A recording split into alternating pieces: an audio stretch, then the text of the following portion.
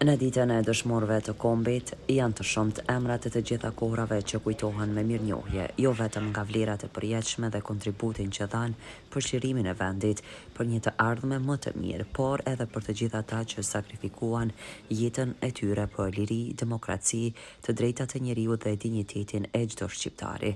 Dita e dëshmorëve ka origjinën në 5 maj të vitit 1942, që kur u vra Qemaj Lëstafa, i cili me veprimtarinë e tij u kthye në simbol të luftës antifashiste.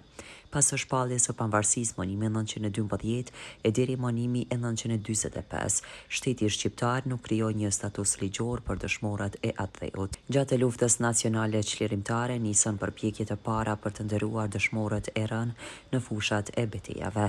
Në vitet e 60-ta statusi dëshmorit përurohet më tej dhe zgjerohet duke specifikuar termin dëshmori i atë-dheut. Në këtë ligj futën edhe varrezat e dëshmorëve të atë-dheut, të cilët u ndërtuan në të gjitha qendrat e rrethave të vendit.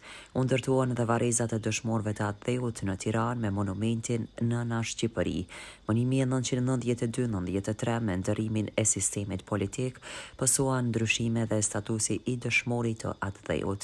Në vitin 2000 u miratua ligji statusi dëshmorit të atë-dheut, në të cilin përfshihen dëshmorët e të gjitha periudhave historike, madje edhe të rënat në vitet 1997-99 në Shqipëri dhe në luftën çlirimtare të Kosovës.